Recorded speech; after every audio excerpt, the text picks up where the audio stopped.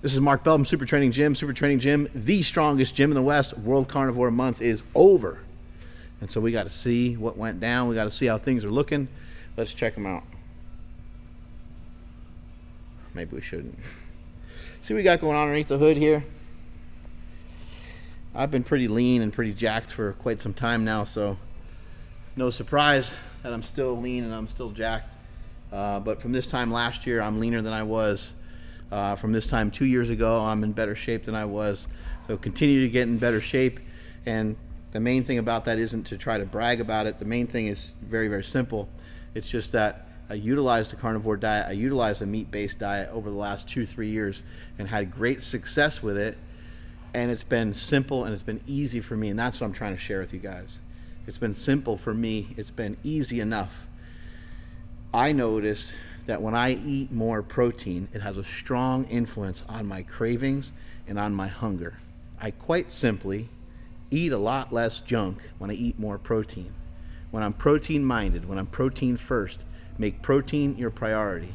Protein first, protein first, protein first, all throughout the day, every day, and you'll be able to stay in great shape without a lot of effort. It really won't be that hard. The only thing that'll be hard is finding protein. Let me talk to you a little bit about sources of protein, and they don't always have to be meat-based, although that is my preference. Any form of meat is going to have protein in it, right? Whether it be steak, whether it be sausage. The only difference is going to be the amount of grams of fat in there. So if you can find leaner sources of meat, that's your best bet in general, unless you're on a ketogenic diet or something. But try to find the leanest sources of meat. If you're eating some red meat and some fish and some salmon and stuff like that, the fat will balance itself out, and fat creeps into your diet very, very quickly, especially if you eat multiple times a day. Other sources of protein, you got hard-boiled eggs on the go. You have eggs in general are great. We have cheese. Cheese could be something on the go. You can have a cheese stick. You can get those little cheese squares. You could stop off at Starbucks and they have a protein like box, a bento box that has hard-boiled eggs and cheese in it. It also has some fruit and things like that, and it's up to you on whether you want to eat some of that stuff. But eat your protein first. There's a lot of science and research showing that when you eat protein and fat together 30 minutes prior to eating, that it can help mitigate some of the negative impact that the meal may have on your glucose levels. Your glucose levels might spike, which causes your insulin to raise, which some people will say that could lead to fat storage. If you're protein minded, you go protein first, you don't have to worry about that. So that's what a lot of this diet has done for me. We make such a big deal about it, and we call it the carnivore diet and then things like that. And that's what it is, and that's what it's called. But being protein minded and having protein first, sorry, I got something in my eyes, probably bothering you guys more than me. All right, I think I'm good. Being protein minded and having that protein be the priority is the real key, is the real kicker. It's not just the meat necessarily. Because I'm also using protein shakes and things like that, whey protein shakes, yogurt, cottage cheese. All these things can play a part in a role to help you become healthier. So that's the biggest impact it's had for me. I've also got a lot of evidence and a lot of other people chiming in saying that the carnivore diet has helped them with intermittent fasting. Now I know there's some people right now commenting, look bro, it's all about calories in, calories out. Yeah, we know that that's a big piece of the puzzle. We know about calories in, calories out. But it's very hard for most people to really manage the amount of calories they take in. It's also very hard for people to expend energy that they don't have.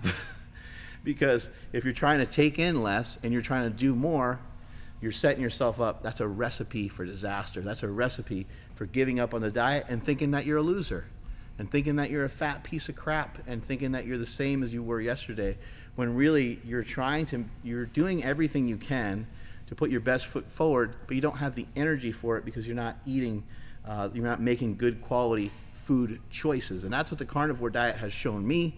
I think that's what it's shown a lot of you. When we make good quality food choices, we don't need a scale. We don't need to weigh the food. We don't need to get out a tape measure and measure it. We don't need to measure our waistline. We don't need to measure this and that. We can look in the mirror. We can hop on a scale every once in a while and say, God damn, things are coming together pretty good, looking pretty sliced, looking pretty shredded up. And again, remember the message with the carnivore diet. It's really simple. if you ran into somebody on an elevator and they did a double take and looked at you and said, "Damn, bro, what is it you do?" They see you in a tank top after a workout or something like that, and within just a couple seconds, they could be ready to go out their door because it's their floor. They're on floor 3, and the thing goes bing, and the doors open up. You could say, "Eat a bunch of meat." You can yell out the door, and they can go, "What the heck? That's the diet? Eat a bunch of meat?" That's what it is, man. Eat a bunch of meat. It's pretty simple.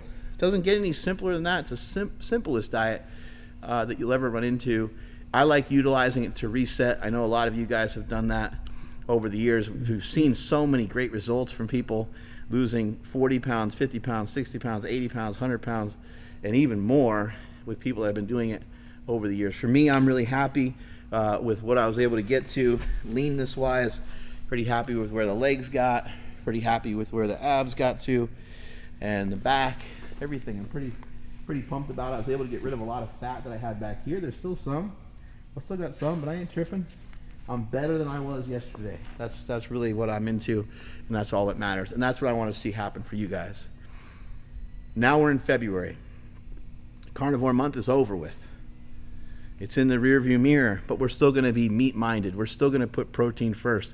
We're still going to have protein be the priority, because protein is the lever that can help shut down our hunger, help shut down those cravings, to help us stay on a good, healthy diet, a good, healthy plan.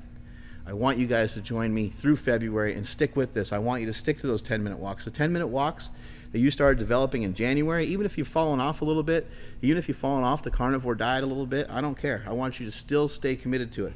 Those of you that have just told me that you're hopping in now, I want you to do the carnivore diet for 30 days. But I want you to stay on top of those 10-minute walks. Do not, under any circumstances, let those 10-minute walks slip away from you. You may miss a day, you may miss this, you may miss that, but bring them back in as much as you can. Call up your dad, call up your mom, call up whomever you got. My mom isn't around anymore to even do a 10-minute walk. You guys might still have your mom there. You might still have your dad there. I lost a brother as well. Some of these people, you're going to lose these people over the years. Why not call them up, try to spend time with them while they're here now? Especially some of the people in your family that might not be that healthy. Call them up, they're around. They have diabetes, they have this, they have that.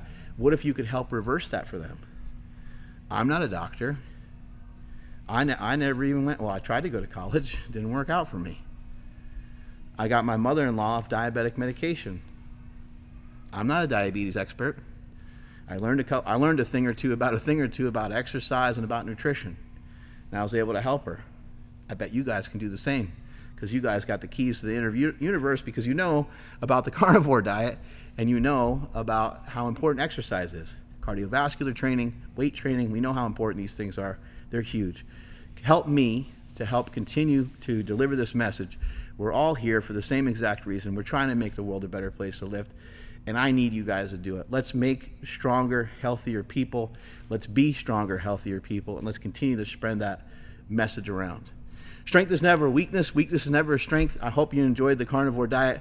In the comments below, I would like to know what you guys want to kind of see coming up in the future. I'd like to hear what you guys have to, or hear what you guys think about how the carnivore diet worked for you and what you would like to transition into next. For me, I'm transitioning into something pretty simple. Meat-based diet, throwing in some carbohydrates, surrounding the workout, a little bit before the workout, a little bit after. When I say a little bit, probably 30 grams before and after. I'm gonna take this week, and this is gonna be like an off week. I'm gonna eat a minimal amount of carbohydrates, not a ton, just a little bit, get my body used to it. And then next week, I'm gonna start to bring in some different things that I'll tell you guys about a little bit more in the future. But for now, if you want to follow along, all we're doing is we're eating meat, we're eating protein, we're eating fat, and sprinkling some carbohydrates in before and after a training session. Strength is never weakness, weakness never strength. Catch you guys later.